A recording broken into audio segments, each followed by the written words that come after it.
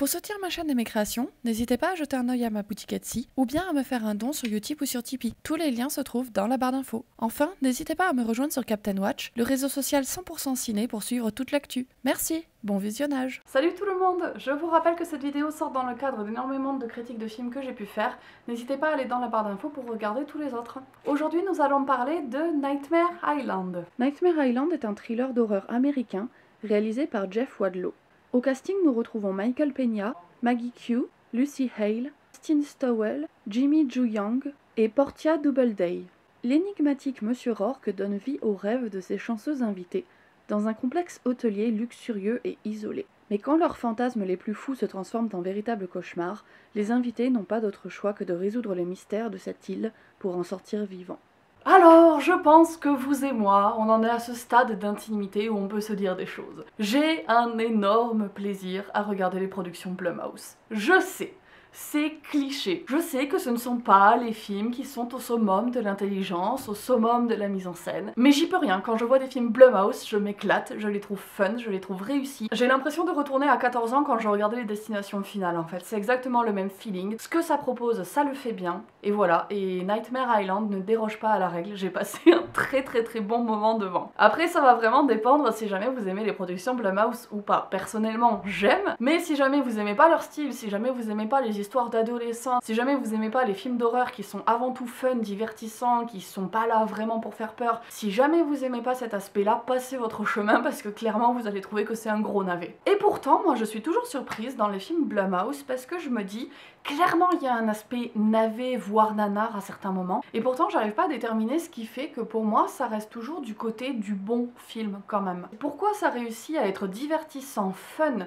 stupide par certains moments, mais à rester des bons films? Il y a vraiment un truc dans la patte Blumhouse que j'ai un peu du mal à m'expliquer. Peut-être que c'est le fait qu'ils présentent tous leurs films sur la forme d'un jeu, avec des règles claires qui sont énoncées dès le départ, et qu'on sait d'avance comment vont un petit peu se dérouler les choses, et qu'on a hâte de voir le moment où les règles vont être transgressées, où il y a le truc qui va partir en couille. Peut-être que c'est ça, parce que dans Destination Finale, ce sont des films qui sont très clairement parcs d'attractions. Là, c'est un petit peu le même feeling que me font les productions Blumhouse. Nightmare Island n'échappe pas à la règle. On a tout ce groupe de personnages qui déboulent sur l'île, qui vont réaliser leurs fantasmes, mais sous certaines conditions, et bien évidemment les conditions à un moment vont partir en couille, et c'est ce moment-là qu'on attend avec impatience. Et puis je peux pas m'empêcher de me dire que les productions Blumhouse sont quand même toujours réalisées avec un certain soin. Les personnages sont des ados stupides, stéréotypés, mais il y a toujours un truc qui fait qu'ils vont être attachants, ou qui font qu'on va un peu briser leurs stéréotypes. Vous savez, on a toujours par exemple le geek, on a le mec qui fait l'armée, qui est beau gosse, qui est musclé, on a la salope, on a la prude, et pourtant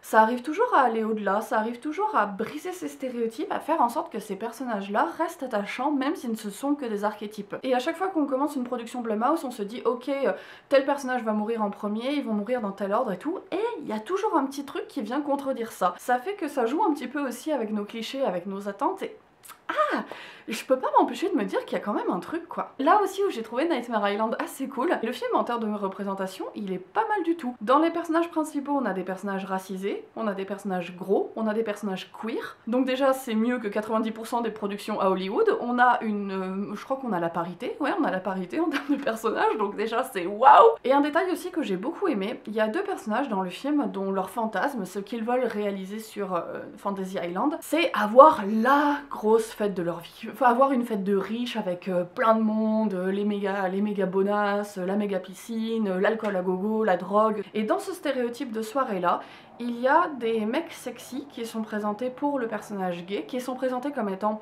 tout à fait valides. C'est pas moquer le fait qu'il soit gay, c'est présenté comme étant au contraire quelque chose de cool parce qu'il va pouvoir réaliser son fantasme. Mais il y a aussi des nanas grosses qui sont présentées parmi les autres meufs en bikini et qui sont présentées comme étant tout à fait autant sexy, valide, belle, comme étant lambda au milieu des femmes minces. Vous pouvez pas savoir ce que ça fait en tant que meuf grosse de voir des meufs qui te ressemblent à l'écran et qui sont présentées comme étant tout autant bonasses que les autres. Vous allez vous dire, oui, mais il faut s'affranchir des standards, des dictats de beauté, etc. Je suis tout à fait d'accord sur le fond. N'empêche que sur la forme, nous les grosses, on a aussi besoin de visibilité et on a besoin de voir des corps gros qui nous ressemblent à l'écran et qui sont montrés comme étant valides, normaux et tout autant acceptés que les autres. Je pense que ce film a compris un truc en termes de représentation qu'énormément de films n'ont pas compris. Quand on demande de la représentation, on ne demande pas à ce que le scénario ou une partie du scénario tourne autour de cette question de la représentation. On demande juste à ce que ces personnes-là soient intégrées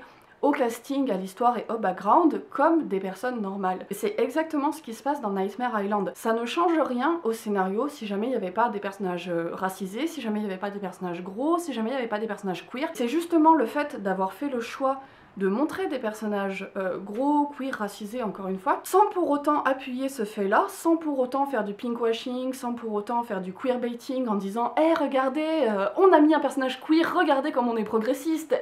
Juste dire ces personnes-là, elles existent et c'est normal qu'on les inclue dans notre film. C'est bête, mais Nightmare Island, il a mieux compris que 90% des productions hollywoodiennes ce qu'on attend en termes de représentation en fait. Après, là où le film pour moi se casse la gueule, c'est sur ces 20 dernières minutes. Les 20 dernières minutes de Nightmare Island, c'est n'importe quoi en termes de scénario. Tu sens que là, ils en avaient plus rien à foutre, ils ont fait twist sur twist sur twist, des trucs qui sont absolument pas développés et amenés auparavant. Donc ça, c'est un petit peu dommage parce que je pense que le film aurait gagné à être un peu plus cohérent sur sa fin parce que du coup on peut pas s'empêcher de se dire qu'on termine sur un film un peu navetteux alors que jusque là c'était plutôt pas mal. En plus de ça, je sais pas si ça vous l'a fait, mais j'ai l'impression qu'à la fin, les enjeux étaient résolus pour les personnages principaux, mais qu'en fait les enjeux de fond, la quête vraiment de fond de tous les personnages, n'était absolument pas résolue. Donc je pense que c'est fait exprès pour pouvoir amener des suites, clairement va y en avoir, c'est sûr. On s'en va les couilles, c'est pour les suites, voilà. Michael Peña, il en fait le minimum du minimum. J'aime bien cet acteur, mais alors là, qu'est-ce qui s'en bat les couilles.